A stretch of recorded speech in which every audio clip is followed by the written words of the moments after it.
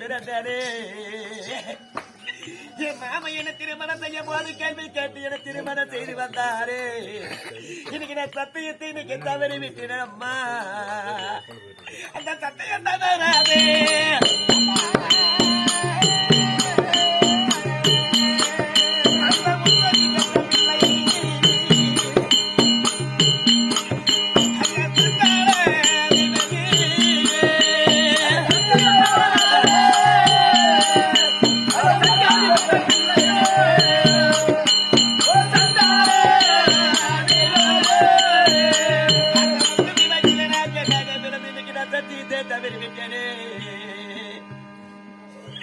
ஐயோ நேரமாகிவிட்டது.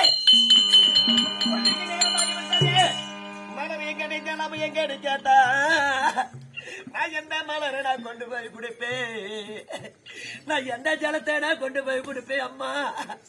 ஐயோ அம்மா சத்தே வரைக்கிற மகளாக அமைக்கிறனே. ஐயோ ஆண்டவா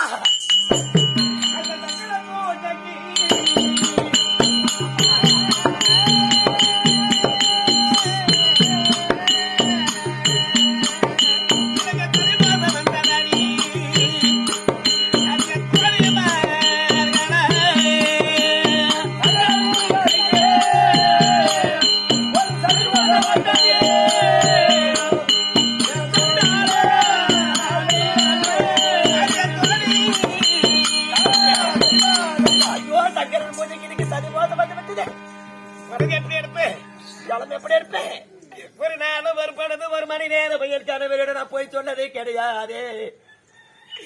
5 பிள்ளைய பெத்தினி கபசாரியா போய் விட்டாரு. என்ன போல எந்த பெண்ணா வந்தவளுக்கு இந்த கதி வரக்கூடாது அம்மா. பல பேரு பல விதமா என தூச்சனமா பேசுவார்களே. கொஞ்சிக்க மலர் போய்விட்டா சாபத்தை கொடுத்துருவாரு. குழப்பத்திலே பிறந்தவராச்சு எனக்கு சாபாயத்தை கொடுத்து விட்டா நான் என்ன செய்வேன்? எனக்கா இன்னைக்கு ஒரு பொய் சொன்னாதான் உன் கனவு என்ன சாபம் வராத இருக்கலாம். நான் என்ன பொய் சொன்னது? மலரும் ஜனமா தினந்தோறும் எடுத்து வரும்போது இவ்வளவு நாளா கொண்டு வந்து கொடுத்துட்டே சுவாமி. இன்னைக்கு நான் எடுத்து வர வழியிலே கரடி புடி சிங்கமெல்லாம் தொட்டு வந்தது. திடீர்னு பாண்டம் எல்லாம் கீழே ஒன்று உடஞ்சு போச்சு. எதனா ஒரு பொய் சொன்னா என் கணவர் ஏற்றுவாரா? ஏத்துக்க மாட்டாரு. நினைத்தாலே பார்ப்பாரு. இன்னைக்கு சாபத்தை இன்னைக்கு கொடுக்க போறாரு. என் பிள்ளைங்களை நான் விட்டுறா எப்படி நான் தனியா வாழ போறேன்? என் மக்களா சுவாமி நான் என்ன செய்வேன்?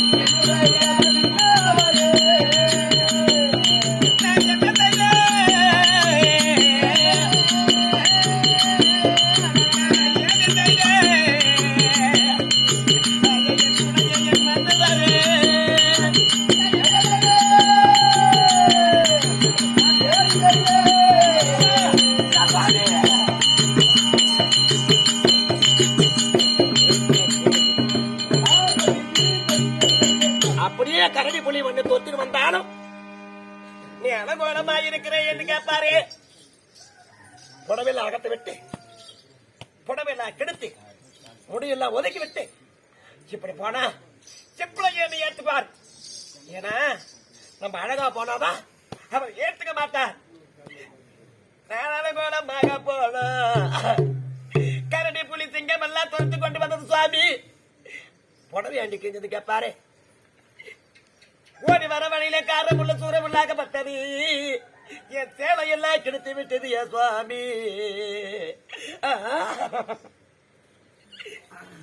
பரமேசா தினந்தோறும் உனக்கு மலரும் ஜலம கொண்டு வந்து பூஜைக்கு நான் கொடுத்தனே. இன்னைக்கு என்னைக்கு சொல்லாத பொய்யை இன்னைக்கு நான் சொல்ல போறேன். என்னை நீ காப்பது பண்ண ஐயா. என் கணவருடைய சாபத்தை மீது நான் மீட்டு கூட ஐயா. ஆண்டவா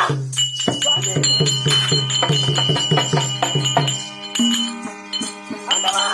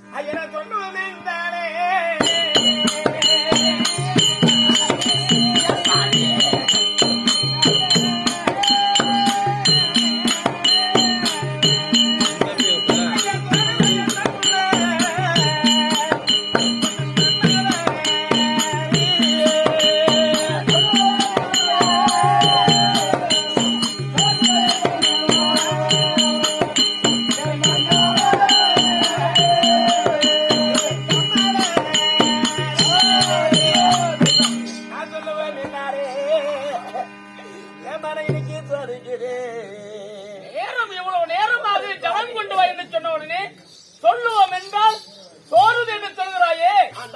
ஆமா, நீ ஜலம் தாதா கொண்டு வர செல்லுகின்ற போது அழகாக சென்றாயே, உன் ஆடை கலந்தது என்ன?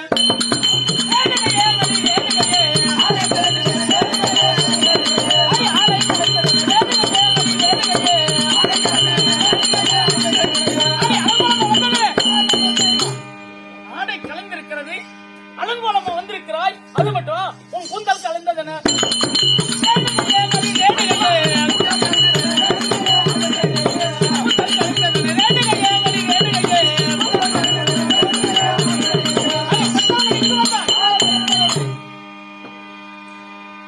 ஆடை கலந்திருக்கு, கூந்தல் கலந்திருக்குது, காரணம் ஆண்டவா மகர ஜலமை எடுத்து வர வர மழையிலே அந்த கரடி பூலி செய்ய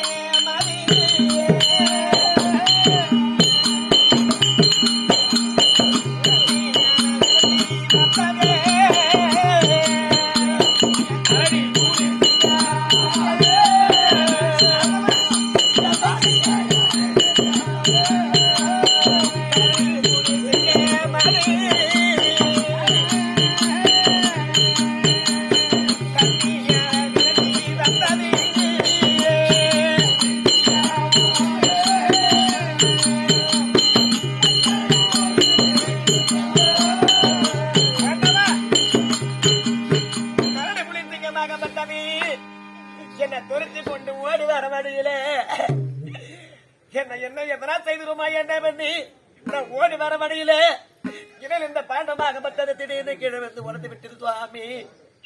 மணி இந்த மலனாகப்பட்டது கீழே கொட்டி விட்டது சுவாமி. இப்ப பூமாதாவி ஏத்துக்கிற பூவு ஆனா சங்கரனுடைய பூஜைக்கு ஏத்துக்காத சொல்லி அந்த பூமி விட்டு விட்டு உயிர் போயிட்டால் படுக்கிட்டோம். நான் ஓடி வர வழியில சுவாமி. ஐயா காரே முள்ளே துரே முள்ளே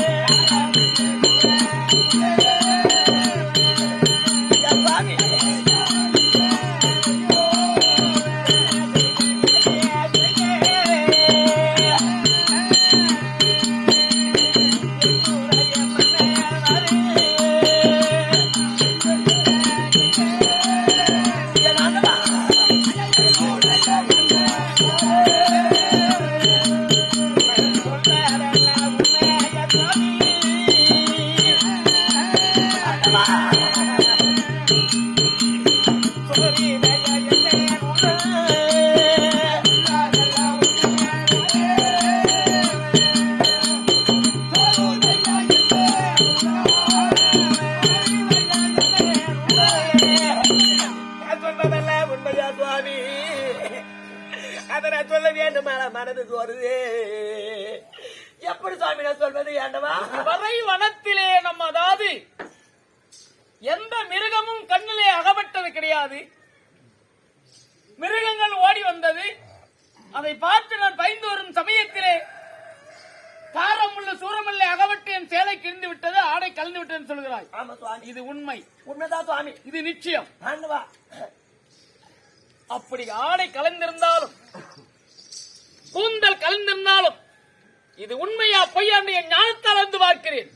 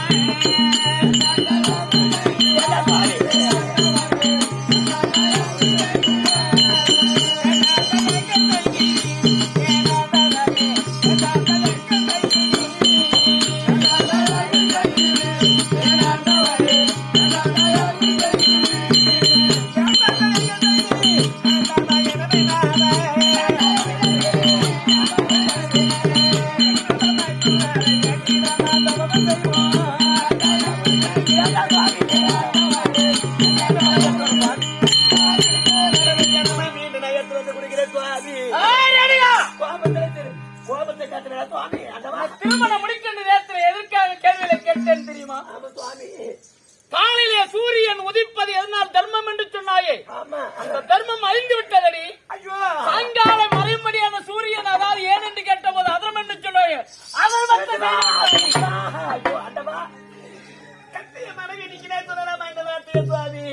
மட்டுமா வாடாத புல் எது என்று கேட்ட போது அருகம்புல் என்று சொன்னாயே, இப்ப வாடி வதங்கி விட்டாயே. பெண்கள் சூடி வேண்டிய பூ கற்பு என்று சொன்னாயே, கற்பை தவறி விட்டாயே.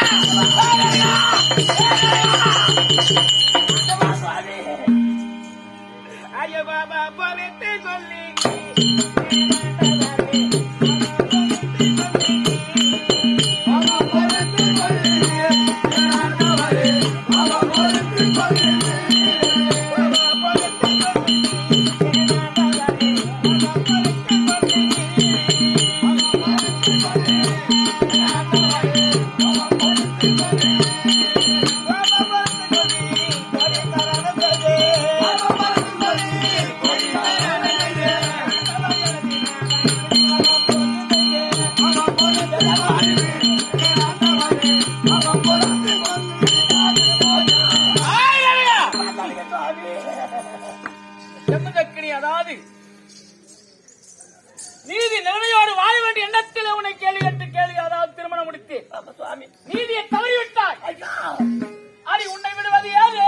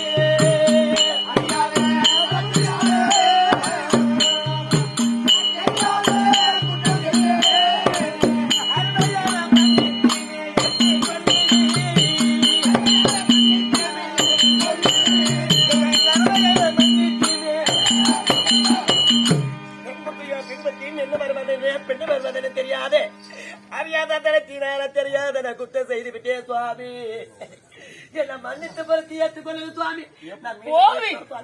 ஆகாற்றை சென்ற கந்திரனை பார்த்து மணந்தாளி பெருமிட்ட மன்னனை மறைக்க வேண்டும், பாண்டாளி பெருமிட்ட மன்னனோடு வாழ வேண்டும் மன்னனை நினைத்தாயோ விட்டது. இனிமேல் எனக்கு நீ மனைவி கிடையாது. உன் கருத்தை அறுக்கிறேன். வாள் எடுப்பாமல்.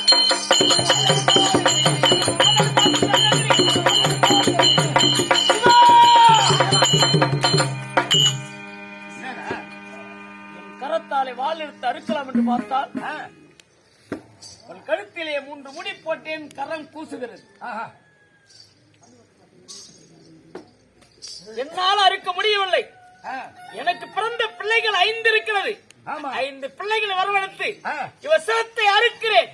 இவரை உயிர் போக செய்கிறேன். கற்பு நிலை எப்படி தவறினாலும் இவள் நமக்கு மனைவி கிடையாது. முதல் பிள்ளையா இருக்க முடியாது. எனக்கு பொண்ண மாதிரி தெரியல. தாடி பேச மாட்டேன். என் கோவம் வேற இவன் இது கோவம். உன் தாயா இருக்க முடியாது. ஏழுகையோ சந்திரனை பார்த்து மனச்சோரம் அணிந்திருந்தால் தலை அறுத்துவாமோ? தலையை அறுத்தால் அறுப்பேனே தவிர என் தாய் தலையை அறுக்க மாட்டேன். ஒருபோது நடக்காத அந்த வேலை. இது அவளுக்கு பிறந்த போலதான் அது சும்மா இருக்குமா? எப்போது தந்தை வார்த்தை தடுத்தாயோ இனிமேல் எனக்கு பிள்ளை கிடையாது. நீ மரமாக போவன் விசுவாசி போயிடாத. உன் தாய் மனச்சோரம் எடுத்து அவன் தலை அறுத்துவாவோ? உன் தலை வெட்டாலும் வெட்டுவாங்க, எங்க அம்மா தலை வெட்ட மாட்டான். ஒரு அப்பா போனா 2 அப்பா சம்பாதிக்கலாம். அம்மா சம்பாதிக்க முடியுமா? இது கண்டனம் பிறந்த எனக்கு பிறந்த பிள்ளை மாதிரி தெரியவில்லை. எப்போது ஒரு அப்பா போனா மறு அப்பா வருவான் என்று சொன்னாயோ என் பேச்சை எப்ப கேட்கவில்லையோ நீ செடிகளாக போட்டு பிடித்தாவோ? ஏ வருசி அப்பா இவன் வெட்டுவான் போல் தோன்றுகிறது. உன் தாயோ மனச்சோரம் அடைந்து விட்டால் அவள் தலையை நறுக்குவாவோ? யாரு எங்க அம்மாவியா? ஐயோ, ஒண்ணு நறுக்கினாலும் நறுக்கணும் தவிர எங்க அம்மாவும் ஒருபோது நறுக்க மாட்டேன். ஒரு அப்பா போனா 9 அப்பா வருவான். ஒரு அம்மா போன வருவாங்களா? எல்லாம் கண்ணனு பிறந்தாதான் வருது.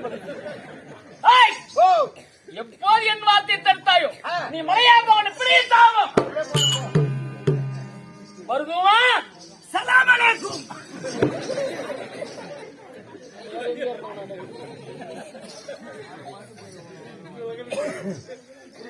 உன் தாய் தலையை அறுத்துவாவோ? உன் தலையை வெட்டாலும் வெட்டு வச்சாலும் யார் தாய் தலையை வெட்ட மாட்டேன். எப்போது இப்படி சொன்னாயோ நீ மறையறும் தானாக பிடித்தாவோ? 4 பிள்ளைகளை அழைத்து 4 பிள்ளைகள் தலையை வெட்ட மாட்டேன் என்று சொல்லிவிட்டார்கள். மரம், செடி, மலை, சாணானாக போக வேண்டும் என்று 4 பிள்ளைகளுக்கு சாபத்தை கொடுத்து விட்டேன். 5வது பிள்ளை யாருக்கு அப்படியான பரசுராமன். என்னை போல் வித்த தெரிந்தவன், என்ன போல் நியாயம் தெரிந்தவன், என்ன போல் நீதி தெரிந்தவன், இளைய